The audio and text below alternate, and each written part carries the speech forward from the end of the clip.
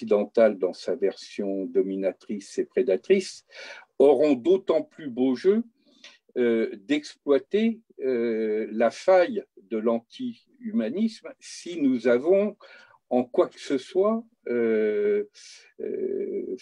établi un lien avec cet anti-humanisme, voire avec cette posture misanthropique. Donc là, je vais centrer mon propos sur l'aspect du fond, plus théorique, mais il y a, à mon avis, un lien entre l'enjeu plus théorique et l'enjeu stratégique, parce que si nous ne voulons pas nous donner des verges pour nous faire fouetter, et on est rentré dans une phase extrêmement conflictuelle avec un certain nombre d'acteurs, à commencer en France par le président de la République, qui ont décidé de jouer à fond une carte polémique par rapport à tout ce qui est l'approche écologique, bien, évidemment, une faiblesse théorique va se payer sur le plan stratégique. Et donc, c'est important, une fois que la critique est admise, et je pense qu'elle l'est à l'intérieur du public d'Utopia, de regarder la face aveugle qu'il peut y avoir à l'alternative à la perspective de l'Anthropocène. Et c'est là que je dirais d'abord qu'il nous faut effectivement nous méfier aussi bien de la posture d'un anti-humanisme dur que d'un anti-humanisme doux. L'anti-humanisme dur, tu l'as rappelé à travers le petit texte que j'évoquais et la reprise critique du titre du livre de Yves Paquelet, L'humanité va disparaître, bon débarras. Évidemment, c'était un titre provocateur, mais derrière ce titre provocateur, il y a une posture qui est présente dans un certain nombre de courants, notamment de la deep écologie, et qui considère effectivement que le problème numéro un étant l'humanité, à partir du moment où l'humanité disparaîtrait, la nature reprendrait ses droits et fondamentalement, ce serait une bonne chose. Donc là, c'est vraiment ce qu'on peut appeler la posture d'un anti-humanisme dur, et évidemment cette posture-là, si elle est développée, elle ouvre la voie sur le plan stratégique à des reprises qui seront extrêmement difficiles de parer.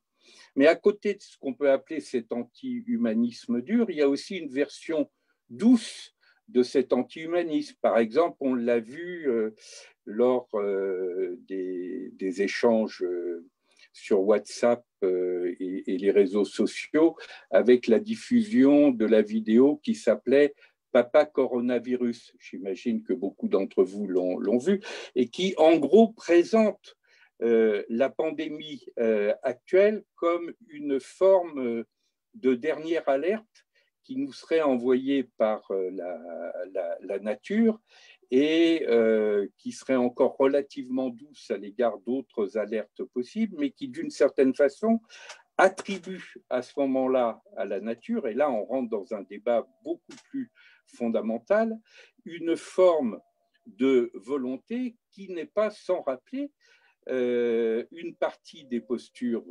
religieuses avec des dieux ou un dieu courroucé, et qui appelle du même coup de la crainte, de la soumission ou du sacrifice.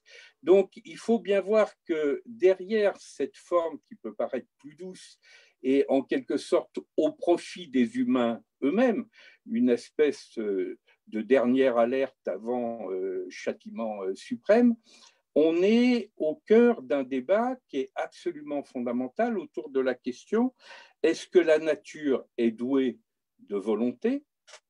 Est-ce qu'elle a un aspect théologique, téléologique plutôt, auquel cas la nature se confond avec les représentations de Dieu ou des dieux dans l'univers? Et là, c'est tout le débat qui se trouve posé sur quelle serait la nature de cette intervention d'une nature douée non seulement de puissance et d'intelligence, mais aussi de volonté. Ça, c'est un débat absolument fondamental. Et c'est vrai que jusqu'à maintenant, en tout cas, l'approche scientifique telle que, par exemple, Karl Popper l'a définie, c'est-à-dire fondée sur non pas l'hypothèse, mais sur la falsifiabilité, c'est-à-dire le fait qu'une hypothèse peut être vraisemblable, mais encore faut-il, pour qu'il y ait une approche scientifique, qu'il puisse y avoir une capacité de réfutation de cette hypothèse, parce que s'il n'y a pas cette capacité de réfutation, ben, on n'est pas en présence d'une hypothèse scientifique. Et donc, le débat sur y a-t-il une volonté de la nature ou y a-t-il une volonté d'un être qui se confondrait avec la nature et qui serait un être divin, ça c'est un débat tout à fait fondamental, mais il faut bien avoir conscience, dans l'histoire de l'humanité, cette approche-là qui renvoie à la question spirituelle, elle est profondément ambivalente. C'est-à-dire elle a une part positive qui est la capacité de l'humanité à se placer dans une recherche sur le mystère de l'univers et sur sa place dans l'histoire de l'univers et du vivant. Ça, c'est la face positive qui déclenche du questionnement, qui déclenche de l'émerveillement. Et puis, il y a une face sombre qui est, quand on ne comprend pas quelque chose, on l'explique en considérant que ce sont des esprits mauvais ou des dieux courroucés, et du même coup, on répond à ce courroux des dieux ou des esprits présumés par une logique de soumission, par une logique de sacrifice. On va leur offrir ce qu'on a de meilleur pour apaiser leur courroux.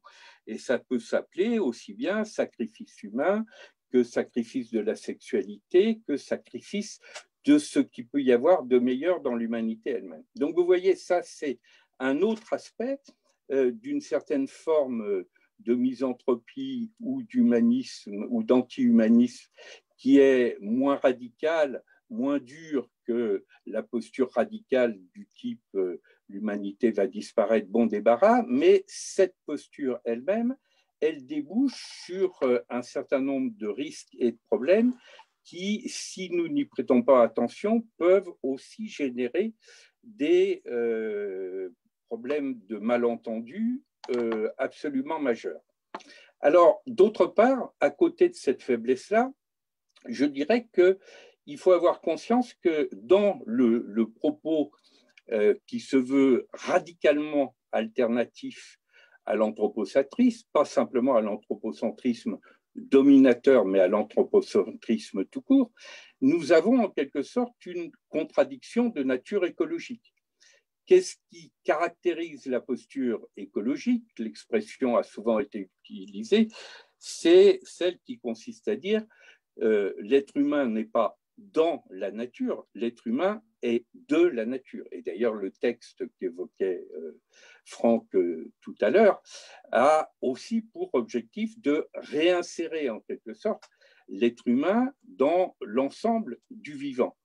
Mais à partir du moment où on accepte que l'être humain est de la nature et non pas dans la nature, on intègre aussi ce paradoxe qui est que tout ce qui est humain, y compris les éléments artificiels produits par l'humanité, sont eux-mêmes naturels. C'est-à-dire on est confronté au fait, et ce n'est pas la première fois dans l'histoire de l'univers et dans l'histoire du vivant, que l'histoire même de cet univers et l'histoire du vivant peut à certains moments prendre des formes qui nous paraissent contradictoires, qui nous paraissent paradoxales, qui nous paraissent catastrophiques, mais qui sont elles-mêmes inscrites dans cette histoire de la nature.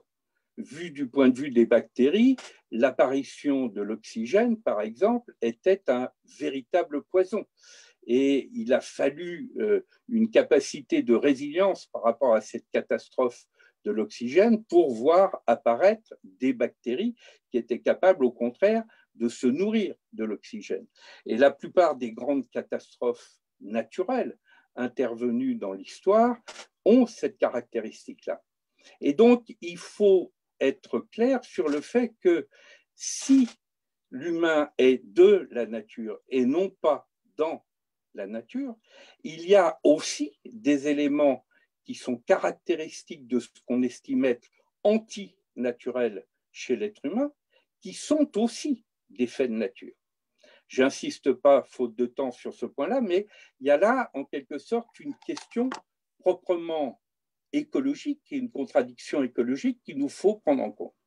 Et puis, plus fondamentalement, j'en viens au problème que serait cette alternative radicale à ce qu'on peut appeler l'anthropocentrisme, à partir du moment où on ne précise pas que l'anthropocentrisme que l'on critique est une certaine forme d'anthropocentrisme qui est l'anthropocentrisme prédateur, l'anthropocentrisme dominateur, tel que par exemple l'humanisme occidental a pu l'exprimer. Mais si on ne précise pas ça, et si on dit simplement, ce qui est un peu le titre de ce débat, que la cause des causes de tous les maux, c'est celle de l'anthropocentrisme sans autre précision, ben on est renvoyé à une question absolument fondamentale qui est, ce serait quoi l'alternative à l'anthropocentrisme tout court? Et là, on bute sur une question qui est tout à fait majeure, c'est que seule une espèce vivante, consciente, est capable de se décentrer par rapport à l'histoire de sa propre espèce. Aucune autre espèce, par exemple, en tout cas espèce actuellement connue sur Terre, que l'espèce humaine, n'est capable de ce décentrement. Il n'y a pas d'assemblée possible des lions pour se décentrer du point de vue des antilopes. Et c'est vrai de toutes les espèces. C'est-à-dire cette capacité de décentrement, on pourrait appeler ça un anthropocentrisme, c'est une spécificité de l'espèce humaine. Il faut qu'il y ait une espèce vivante, consciente, et qui ait en plus le sentiment d'une certaine liberté pour être capable de ce décentrement, pour être capable de cette empathie, pour être capable, par exemple, de considérer qu'il y a des attitudes inacceptables à l'égard d'autres espèces vivantes. Ça, seule une espèce vivante, consciente, est capable de ce décentrement. Et elle n'en est capable, autre élément fondamental à prendre en compte, que si on suppose aussi que cette espèce n'est pas totalement déterminée. Donc on introduit au moins partiellement une certaine idée de la liberté de cette espèce. Parce que si nous sommes totalement déterminés, ben évidemment, non seulement nous sommes anthropocentrés, mais nous sommes aussi anthropocentrés aux logiques les plus destructrices et les plus prédatrices de l'anthropocentrisme. Et donc cette réintroduction qui fait que nous pouvons échapper à la posture de la centration, de la prédation, de la domination. Et ça, c'est la critique légitime. Mais à mon avis, nous ne pouvons pas échapper au fait que nous sommes anthropos et qu'en tant qu'espèce humaine, nous ne pouvons pas sortir de l'espèce humaine. Et c'est même une autre chance, en quelque sorte, pour les autres êtres vivants qui n'ont pas cette capacité de décentrement, parce que c'est aussi ce qui fait que nous pouvons aller opérer des éléments de tri sélectif par rapport à la nature elle-même, par rapport au vivant lui-même. Lorsque nous disons, ce qui est le cas par exemple d'un livre récent tel que Pablo Servigne, Raphaël Stevens, qu'il y a une autre loi de la jungle, qui est la loi de l'entraide et de la coopération. C'est aussi parce que nous exerçons cette capacité de discernement qui suppose de la conscience, qui suppose de la liberté et qui suppose aussi la critique de la représentation de ce qu'était la loi de la jungle dominante comme loi purement prédatrice. Mais pour autant, quand nous faisons cet exercice, nous n'avons pas à tomber dans l'excès inverse qui serait de croire que la nature serait forcément bonne, que la nature serait forcément coopérative et que l'humain, lui, serait au contraire un être déréglé par rapport à la nature. En fait, nous sommes en présence d'une ambivalence profonde et comme le rappelle par ailleurs Edgar Morin que vous citiez tout à l'heure dans un autre texte, la nature peut être mère, mais elle peut être tout aussi bien marâtre. Et donc cet élément-là, il est tout à fait fondamental à prendre en compte. Et du même coup, ça m'amène, et c'est en quelque sorte la piste conclusive que je propose, à dire nous avons besoin d'un décentrement, d'une critique par rapport à un anthropocentrisme prédateur, dominateur, etc. Et ceci est valable dans tous les domaines, y compris dans le domaine du productivisme, dans le domaine du patriarcat, dans le domaine des formes politiques jupitériennes, etc. Tout ceci est tout à fait fondé, mais nous ne pouvons opérer ce décentrement que si nous acceptons notre pleine qualité d'être humain et que si nous nous concentrons sur un enjeu absolument majeur, qui est justement celui que j'appelle dans le texte que je vous ai envoyé par ailleurs, réussir l'Anthropocène. Réussir l'Anthropocène, c'est dire il y a effectivement un risque majeur pour l'humanité, et ce risque est le risque de se perdre, aussi bien biologiquement que éthiquement et spirituellement, en donnant à ce terme de spirituel un sens complètement laïque. Mais l'humanité peut aussi, justement, si elle se décentre, si elle sort de cette posture de domination, aussi bien par rapport au vivant que par rapport à l'espèce humaine elle-même, entrer dans une nouvelle phase qui est celle de l'Homo sapiens sapiens. Là aussi, Edgar Morin peut nous aider dans cette direction. Quand il dit on nous a appelés sapiens sapiens, on aurait mieux fait de nous nommer sapiens éminces parce qu'à l'évidence, notre folie, notre démesure est aussi importante que notre intelligence. Mais si le sapiens des minces nous emmène évidemment vers l'abîme, le sapiens sapiens, à défaut d'être une origine, peut être, je dirais même, doit être un projet. À la fois le sapiens de l'intelligence, mais à ce moment-là, ça suppose une intelligence contributrice au sens de Bernard Stiegler, récemment décédé, et d'une intelligence qui est au service de la vie. Et d'autre part, le deuxième sapiens, qui est le sapiens de la sagesse, mais en entendant le mot sagesse, non pas dans un sens ascétique, mais dans un sens érotique, c'est-à-dire en se souvenant que sagesse et saveur ont la même origine. C'est-à-dire, c'est la dégustation de la vie, c'est le désir d'humanité inscrit dans le désir de vie qui est à ce moment-là au cœur même de la sagesse. Si nous avons cette posture, il me semble à ce moment-là que nous pouvons opérer une alliance entre ce qu'on peut appeler le meilleur de la modernité sans le pire de la modernité et le meilleur de la tradition sans le pire de la tradition. Et là, par exemple, j'aurais des points de débat avec une partie du texte qui semble rejeter complètement la modernité. Or, la modernité, évidemment, elle a sa face sombre, et la face sombre de la modernité, c'est justement la chosification de la nature, c'est la prédation et la domination sous toutes ses formes. Il est évident qu'il y a cette face sombre, mais il y a aussi une face positive de la modernité, et qui est l'émancipation, qui est l'individuation, celle qui va conduire, y compris, à l'idée de droits humains. Et quelqu'un comme Descartes, que l'on peut parfaitement critiquer sur la face sombre de la modernité, il est aussi celui qui, grâce au doute, a mis en cause l'argument d'autorité majeure à son époque, qui était celui du pape et du roi, et en disant, tant que je n'aurai pas vérifié par moi-même telle hypothèse, je la mettrai en doute, quand bien même ce serait le pape et le roi qui me diraient de penser ainsi. Ouvrant ainsi la liberté de conscience possible, ouvrant aussi l'aspect positif de l'individuation qui ne peut pas, qui ne doit pas être confondu avec l'individualisme, ouvrant aussi la possibilité à terme des droits humains et de la citoyenneté. Et donc, cette part positive de la modernité, qui est du côté de l'émancipation, il ne faut pas la jeter avec l'eau sale du bain de la prédation. Et ce tri sélectif à opérer du côté de la modernité, il nous faut l'opérer aussi du côté des cultures et des civilisations de tradition. Parce qu'évidemment, la face positive de ces cultures, de ces traditions, c'est la reliance.